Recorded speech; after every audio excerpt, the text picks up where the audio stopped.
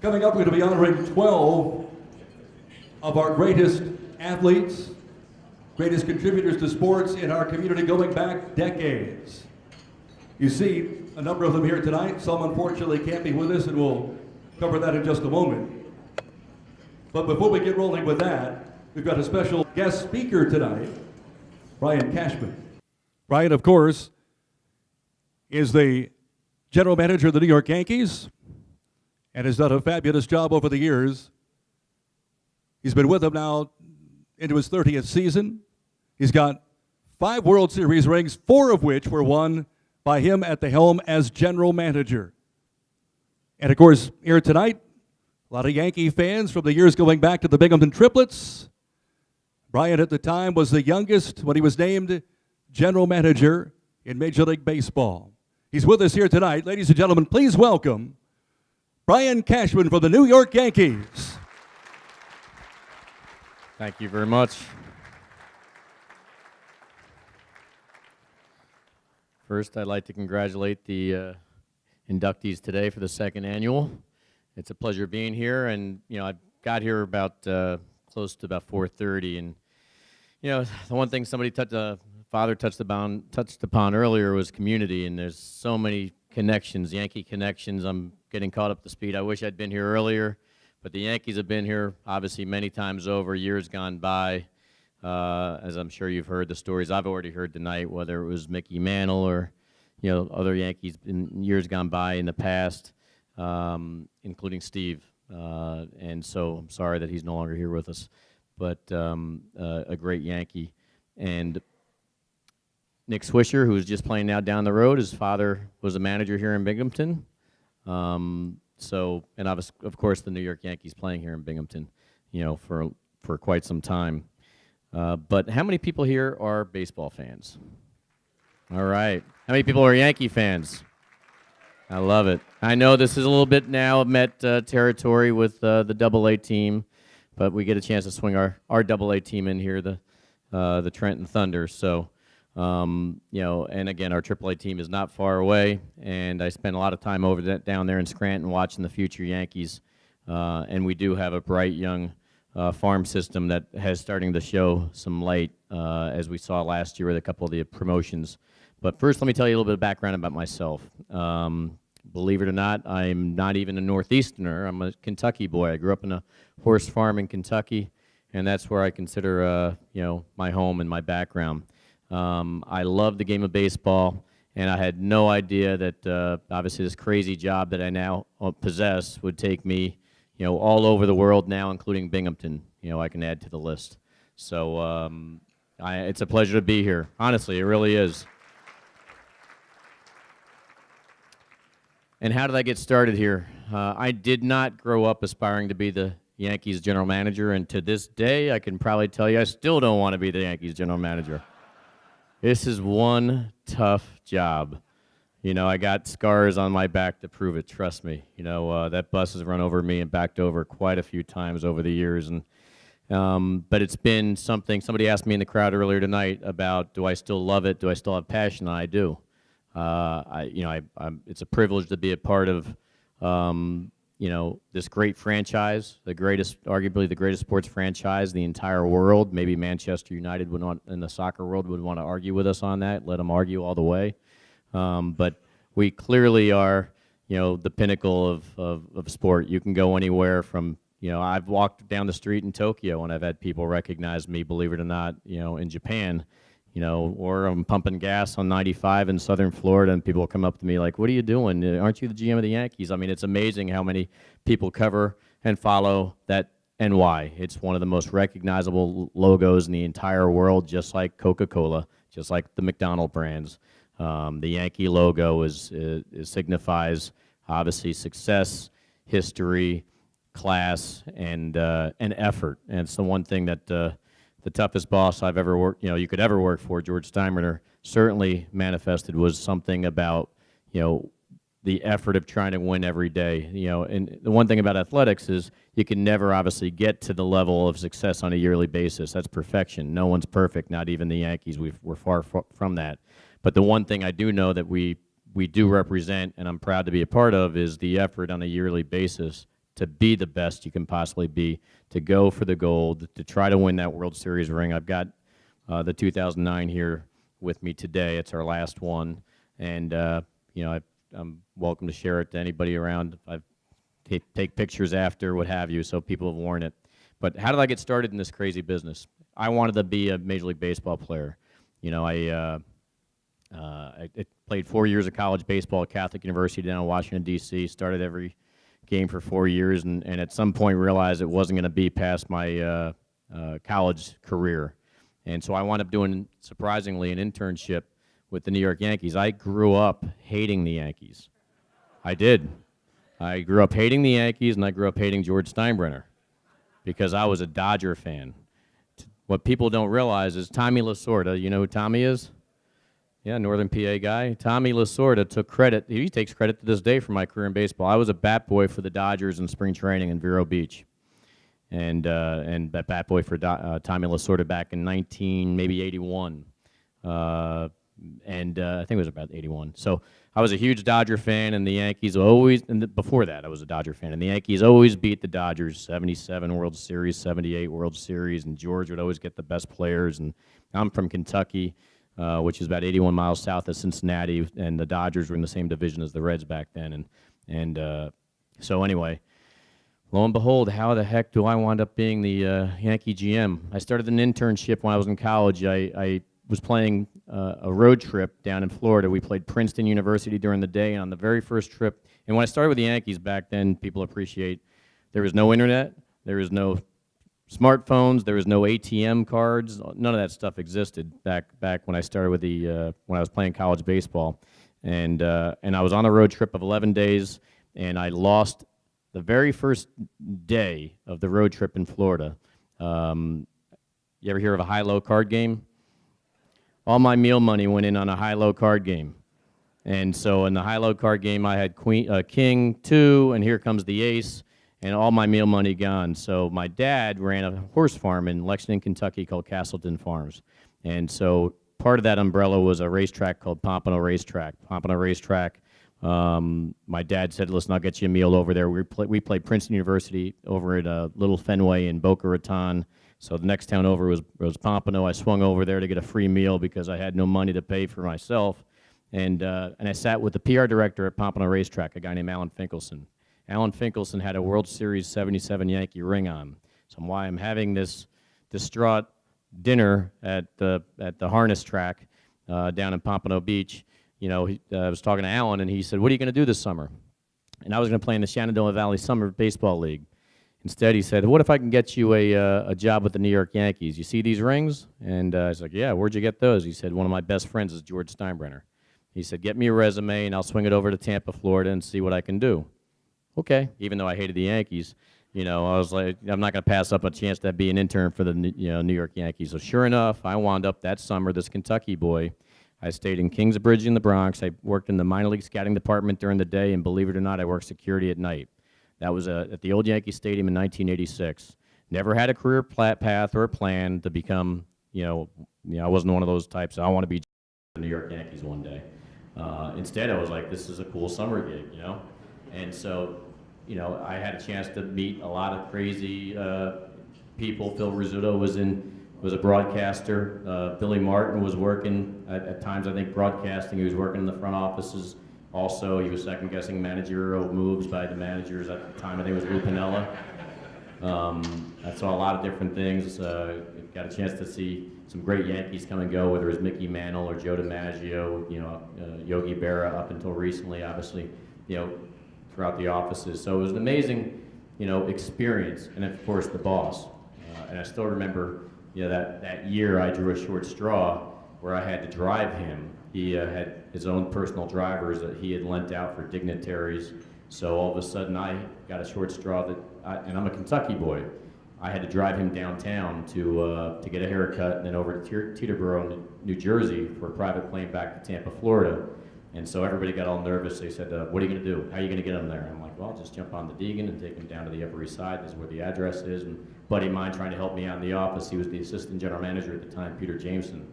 Peter said, I got a quicker way for you. You got to take him to the Willis Avenue Bridge. That'll cut 10 minutes off your trip. You want to get that man out of your car as fast as possible. So you laugh. But so George gets in my car, he gets in the back seat, we go off, and he knows New York, he's been doing it for years, and so I get on the Deacon, and all of a sudden, instead of going all the way down towards the FDR, I turn sooner and start heading towards the Willis Avenue Bridge, and right away in the back seat, he says to me, "Hey, where are you going?" And I said, "I got a quicker way." And he says, "We'll see." So turn, make a right down there. If anybody knows that area, there's a McDonald's on the corner when you're making the right-hand turn to the Willis Avenue Bridge, and make the right. Bridge is closed, under construction. This man starts berating me from the back seat. "Get me out of this car, take me to the blanking subway, I'll blank and walk, stop." I mean, there's blankety blank, blank, blank. He's killing me from the back seat. And I just gripped that wheel very tight. I'm not kidding you, this is a true story. I just wish I could tell you the words that were flying my way. And probably spit in the back of my head too. He was flaming mad. So, but I tuned him out, and I was like, I gotta get this guy to the destination, that's what I gotta do. I'm not taking the subway, and I'm not stopping so he can walk. And he told me to take him back to Yankee Stadium. I didn't do that, I just ignored him and kept driving. Turned around, got him back, I get him on the FDR, we hit a pothole. Like that happens, right? They're out there all the time. So I hit a pothole, and he right away is like, "This isn't a blanking tank." He's killing me. This whole try driving anybody when someone's screaming at you the whole way.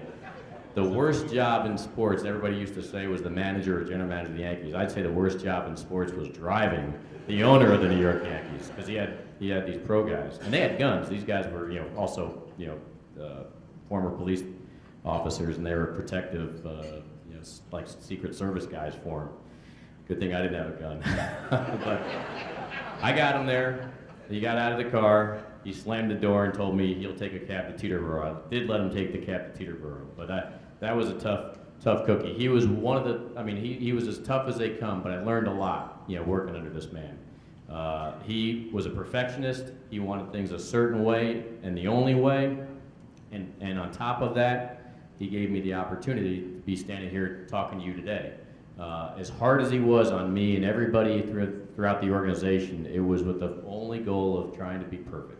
This man woke up every day wanting nothing but perfection, to be the best, and have the perceived Yankees be looked at as nothing but the best. And so over time, if you're tough enough to stick through it, that starts to stick to you too, and starts to ease into you. And so, small world. I had no intentions of working for the Yankees, but they offered me a full-time position at the low end side of the things. It was a great opportunity for upward mobility, because the boss was the boss of all bosses, so people either quit or they got fired. So the upward mobility was right there every time. It was like you were tagged in. I kid you not. It was an assembly line, and so next thing you know, I became a full-time position. Assistant baseball operations, which was basically a glorified intern. I pick players up at the airport. I drive them down to the doctor's office.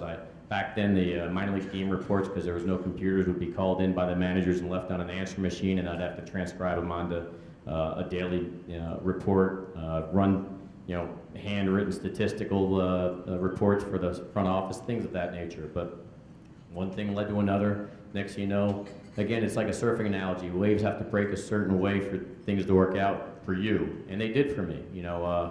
My next big break turned into the assistant farm director's job was offered to me, and I had to move to Tampa. The only reason that was offered to me was my immediate supervisor was offered to him. He was living in New York. He had a wife and kids. He didn't want to relocate to Florida.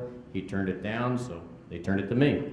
So I moved to Tampa, Florida, and lived there for 3 years as the assistant farm director. That's where I met Gene Michael, who became my mentor. He was, as most people would know, Gene Michael, former manager, general manager, player for the New York Yankees, super scout. He did everything for the boss, and one of the few people the boss did trust. He became a friend of mine and a mentor. Took me under his wing. So while I was down in Florida, I was running the administrative side of 7 minor league affiliates. I took over the visa side, running winter ball, our instructional league program, our minor league spring training program, the amateur draft. I was getting exposed to all these different things, which would later serve me well, because then one day George got tagged out and was suspended from the game. He named Gene Michael the general manager, And all of a sudden, my good buddy and mentor turned to me and said, "Would you move back to New York and be my assistant general manager?"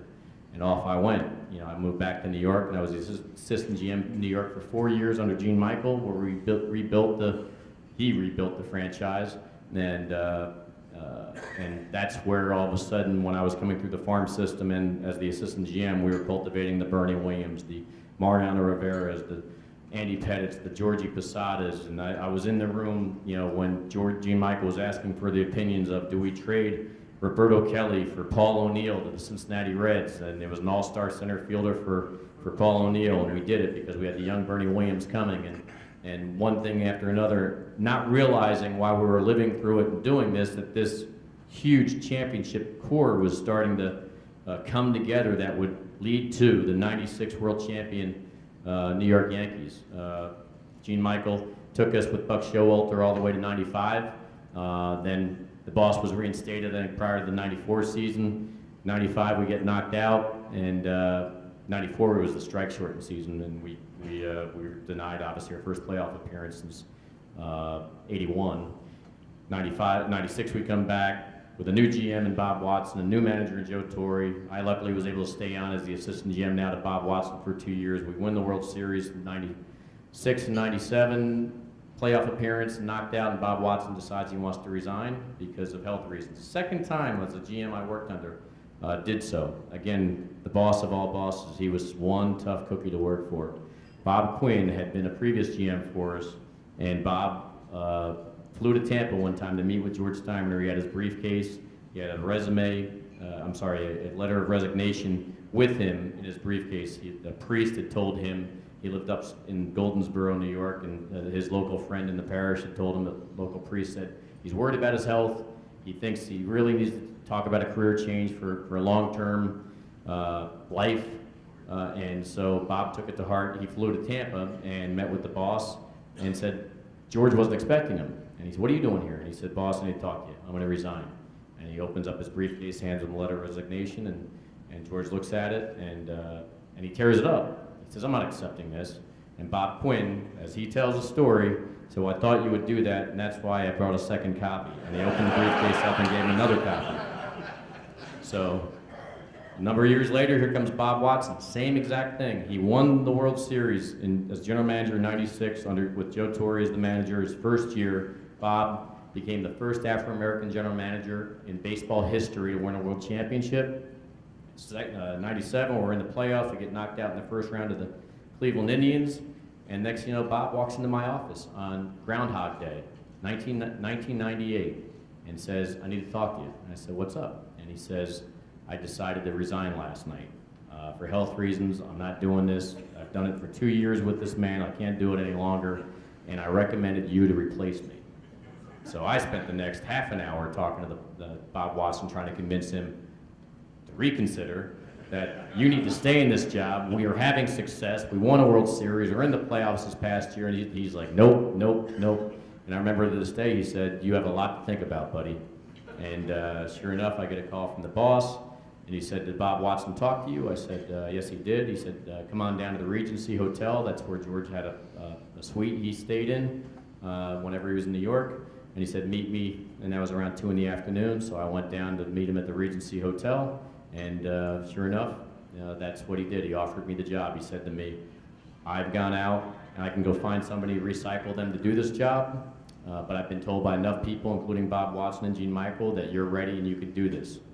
What do you think?" And I can tell you God's honest truth, at that time, I had no idea if I could do this job. But I was not so stupid enough to turn it down. So the best, again, this is a titan of industry in George Steinbrenner. So with the best of my abilities, I tried to muster the "I'm your man" voice, and I did a handshake deal. He said, "Let's talk contract," and I said, "Let's just do a handshake. We'll do a 1-year handshake. We'll do no contract." Because I honestly didn't know if I could do this gig. And I felt like being the GM of the New York Yankees is like carrying an Olympic torch. There's so many people, and our franchise recognizes this, so many people worldwide who follow this franchise. Everybody has their struggles. It could be, dealing with health issues, it could be financial issues, it could be, family issues, the daily ebbs and flow of life. can kick us a lot. But the one thing that athletics does do, when you're specific fans of a team does do, is it can pep your spirits, and distract you from your daily grind. And so I recognize that as well as our players and our coaches and our managers. We all do. And so I thought, you know what, let's just do a one-year deal, see where it takes us. And George, you're not going to be beholden to anything. If it doesn't work out, you shouldn't be stuck with me and having to pay me off. I was naive back then. So anyway, but it turned out to be the smartest play, because in 1998, we wound up with the best record in the history of the game. We won 125 games, lost only 50, and of course I talked contract after that year. So my first year as GM, we won the World Series. In 1999, we won the World Series again. 98, we beat the Padres. 99, we beat the Braves. 2000, we beat the Mets. So my first 3 years on the job, we had 3 straight World Championships. My 4th year, we were in Game 7, for those who remember, against the Arizona Diamondbacks. And Game 7, we had the lead, but we lost it. So I was on the verge of 4 straight championships that I was a part of that would have been really special. So we're in 01. So, but every other year after that, playoffs going still. We're in 02, 03. My therapist tells me not to talk about 04. We're up 3-0 against the Boston Red Sox in the American League Championship Series, and history wasn't kind to us, because the first time in history somebody came back down 3-0. They swept us in 4 straight after that to go on to win the World Series against St. Louis Cardinals. But my therapist says don't bring that up. Back in the World Series again, and I skipped over 03. We played the Marlins. So before the Red Sox debacle in 04, we lost the Marlins in the World Series in 03. And then we finally got back in 09 with this championship ring I've got on my finger, and we're still fighting for more championships. Had a lot of relationships built over the years. A lot of great players have come and gone. I've had some great signings. I've had some bad signings. I've had some great trades. I've had some bad trades. But one thing is, we've always had a competitive team for the most part. I think out of the years I've been GM now, this might be our 17th year as GM, in the playoffs every year, but 3, I believe it is. So real proud of that, and we're still fighting to see if we can get to the championship this year too. To get a little bit more intimate, I'm going to open it up for questions from your end so you can get a feel for our present-day Yankees, as we are trying to remake our team, make it younger, make it more athletic, and turn the clock back a little bit to how we built those teams that led us in the championship run in the 90s. So anybody have any questions out there? We have a question over here from Josh. Josh, you got something for us here? Keep your eyes on the video, folks. What the hell did you trade Jay Buhner for? He had 30 home runs and over 100 RBIs last year. He's got a rocket for an arm. You don't know what the hell you're doing. I was there for that. I was. Well, I wasn't the GM, but I can tell you, Lou Piniella is the reason Jay Buhner got traded. So Lou was I think Lou was the manager at the time, and he wanted Dave Phelps from Seattle bad. And he told Ken Phelps, and he told George Steinberg that Jay Buhner would never hit, and Jay Buhner hit a lot. Did you ever feel jealous about not being part of the Seinfeld show? And who did you want to play you, if there was any? You see, I'm not fat, but you see the round glasses and the bald head. I get a lot of the George Costanza. I used to get the George Costanza jokes every now and then. All right, we got a question here from this young gentleman. Ryan, do you think that Derek Jeter will ever be part of the team as a coach or manager? I don't think so. I think Derek's next role is he wants to own a major league team. I can't speak for Derek, but just knowing him, he's made so much money, had so much success. I'm not sure anybody would subject themselves. He had 20 plus years of traveling on those airplanes and that type of lifestyle. It's not easy. I know he wants to start a family. He's getting married in June. I think it's June, maybe not. Sometime this summer, I believe. And to a supermodel, Hannah Davis. And the one thing he was talking about towards the end of his career was, he doesn't want to manage, he doesn't want to coach, he doesn't want to, be a GM. He wants to be the owner. So So let's, I wouldn't be surprised one day if you see him own, especially one of those two Florida teams down there, the Rays, or not that they're for sale, but the Rays or the Florida Marlins, or Miami Marlins, because that's home for him. He lives down there in Tampa. So, but one of the greatest people and players you'll ever see. Special man. Come on, sports people. Oh, of course. The ex-mayor of Binghamton, New York, Matt Ryan, here with his Yankee expertise. I just wanted to know what you think. I've seen the movie Moneyball, read the book, how much that's playing into how major league teams choose their rosters now, and how was that a fluke, like a lot of people want it to be, or is it something that's really here to stay? Analytics are here to stay. I mean, the great thing about our sport now is that everything that takes place on the field can be now measured. And if you know what specifically to look for and gravitate to, it assists you in your evaluations of players and your projections. It doesn't replace scouting. It supplements it, and certainly tests the scouting theories on evaluations. So we are, I am proud to say, one of the more analytical franchises, as we should be. The Yankees, being a big market team, should use every tool in the toolbox. And our reputation now is one of the definitely more proactive, dynamic teams in the game. We're very active in performance science, very active in analytics, as well as obviously have one of the best pro scouting staffs and amateur scouting staffs we think in the game. But it's definitely here to stay. And it just it puts you in a better position to make better decisions and safer bets. But they're still, again, like anything else in business, you're making educated guesses. I think there are more educated guesses now than they were when I first started, and I have changed a great deal as GM.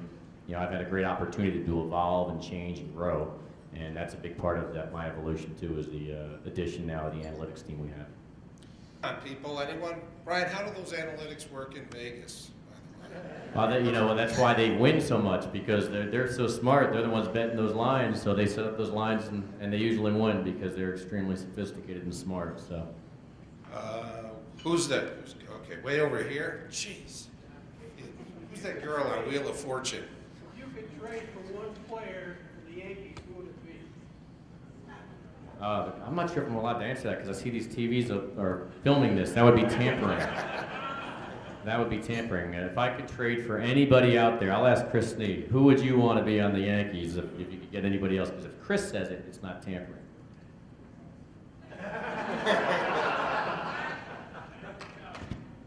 Mike Trout.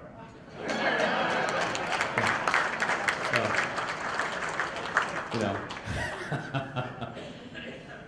Thanks for that. Anyone else? Anyone? Come on. You're pretty smart. The Michelangelo of the greatest baseball team in the history of sport. Here we got another one. Compare working for Hal compared to his dad.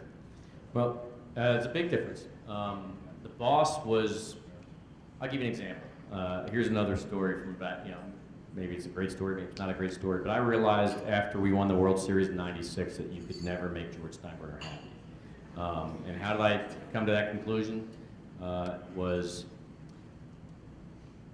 we had not, I say we, but he had not won since '78, before we won in '96. That's a long time. And if people remember, the Mets were, when I came to New York during the '90s, it was a Met town. I mean, the Mets had Gooden and Keith Hernandez and Strawberry and Carter and Davey Johnson, and they were world champs. I believe it was '86. I'm sorry, yeah, '86, right? So it was kind of a Met town, and we were, hadn't been in the playoffs since '81 and hadn't won a World Series in '78. So finally, '96 hits. We win the World Series. We beat the Braves. It was an upset, and now we're getting on the bus at the Canyon of Heroes the next day to go down for the massive, unbelievable parade. And we get on the bus at Yankee Stadium, and we're heading down the West Side Highway, and I open up the Daily News, I think it was at the time, and there's a gigantic ad in the Daily News taken out by the Wilpons. It had a huge Met logo, and it said, And again, this, I felt, coming from Kentucky, New York was more of a Met town in the 90s. It said the New York Mets and Fred Wilpon and the New York Mets would like to congratulate George Steinbrenner and the New York Yankees for bringing a world championship back to New York where it belongs. And right away I was like, first it was a classy ad, a classy move by the Mets and the Wilpons. And second, I was like, oh, George Steinbrenner, he must be in his glory. Even the Mets are taking a knee to him. He's got to be just, you know, in euphoria. So as the bus heads down West Side Highway, I was kind of just reflecting happiness for him. So now the bus pulls up the bottom of the Canyon of Heroes. We're all busing, if that's the right word.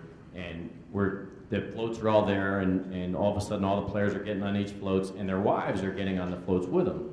And then all of a sudden I hear this crazy commotion, and it's the boss. He is screaming like you've never, like when he was screaming at me in that car. He had a vein popping from his neck, and he's screaming at our players to get their wives off the float, because they're not supposed to be on the float. He, I guess, choreographed this parade, I guess never slept that night, and choreographed the parade in such a way that the wives are supposed to be on the bottom of a double-decker bus, not on the main floats with the players. And so now the players, I remember Wetland, I remember Boggs, and I remember Leyrit specifically, because their wives are next to them, and they're looking at their wives, and they're looking at their owner, and like, they're stuck. You know, they can't, honey, can you get off the float? Because he wants you off the float. Like, so no wives were going anywhere. George was so furious and so angry and so purple. And I said to myself, if he can't enjoy this moment, he's never gonna, like, it's like the championship was old already. And so right there I thought, you know, you can never make him happy, which was the secret to his success, but it's probably also something that killed him, you know, because, you know, that, you know, it just raged in him all the time, trying to figure out ways to, you know, to make things perfect the way he wanted them. But the difference between Hal Steinbrenner and the boss was very impulsive. So we lost Jay Buhner because he, you know, he had to make a change real quick and get us better. We lost Doug Drabeck to the Pirates in the trade that didn't benefit us. We lost Fred McGriff, you know, to the Toronto Blue Jays, you know, because he had no patience and he was very impulsive. So we won, you know, some years before I got there, obviously. But what changed was in the late 90s, we, as a group, were able to fight with him about changing and relinquishing. And so, for instance, in 96, before spring training hit, there's a famous story about he wanted to trade Mariano Rivera to the Seattle Mariners. You know, we had Wickman or Rivera lined up. We could if we wanted to. We said no. But the boss was forcing us to really try to do it. We lost Tony Fernandez, who was our starting shortstop, backup shortstop at the time, because we're going to give it to Derek Jeter. George started believing at the end of spring training Jeter wasn't going to be ready, so let's trade for Felix Fermin from the Seattle Mariners, and we'll have to give up one of these two kids, Wickman or Rivera, whoever they want, just do it. And we had to have an emergency meeting trying to convince the boss not to make us do it, and God, that would have changed all of history, because we would have lost Mariano Rivera. So he made an adjustment over time, but he was very impulsive, very, you know, and Hal's the opposite. Hal is very methodical. He'll have a process. He doesn't get impulsive. He doesn't get emotional. But George lived on that emotional fire where Hal doesn't. So they're completely opposites that way. So. We got another question here. What are your thoughts on compensation for NCAA athletes? I'm all for it. Simple. Yeah, I'm all for it. I mean, there's so much money that gets made, obviously, by the college programs, and then there's a swap out for the you know, the athlete getting the scholarship, but it's nowhere close to the amount of money that's being brought in. So I definitely think that the college athlete's sacrificing too much. One more question here. We have a nice young lady here. Do you think Clemens and Bonds belong in the Hall of Fame? I don't know. You know, I think you saw that the voting. There's kind of been a sea of change in the voting this past year, where more people were getting, you know, that have, you know, I guess, you know, some allegations in their background about, you know, whether they use steroids or not. But you saw that as time goes by, you know, writers who control most of the voting, you know, are starting to, you know, be a little bit more open-minded, I guess, because they can't really decide who did and who didn't unless they have actual proof. So I think there's momentum for more so that some people that a year or two ago may not have had a chance will have a chance as we move forward, but only time will tell. You know, just have to wait and see how the voting goes over the years. All right, Binghamton, one last question. Keep on the back. Andy Pettit, he said over there. Will he get in? Oh, will Andy get in the Hall of Fame? Yeah.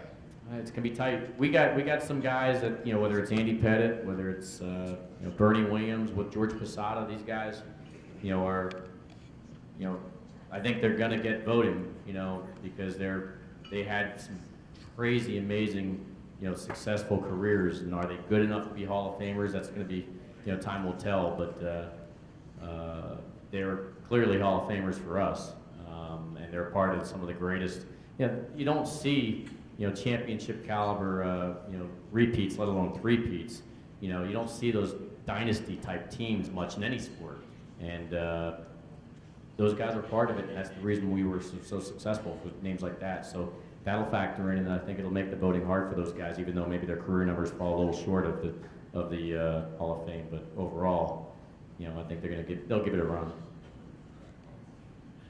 We know that Billy and the boss had a few disagreements, but can you name one manager that the boss really liked? Well, I mean, probably Billy was the one he really liked the most, you know. But no, I can't really name him. When you're watching anybody that was managing somebody else's team, you know, he was such a Casanova with the. He would write these letters to the opposing team's manager, congratulating them. Like, and it was part of. I know why he was doing it, because he'd write a little letter, whether it was to Davy Johnson, whether it was to Dick Williams, to, you know, it didn't matter who it was, whether it was Whitey Herzog. He'd write a handwritten note congratulating them on their success. But all he was doing was lining up to potentially be future manager for the Yankees. And so I've had a chance to work with so many managers. I mean, it was Dallas Green, Bucky Dent, Stump Merrill, you know, obviously Torrey, Showalter.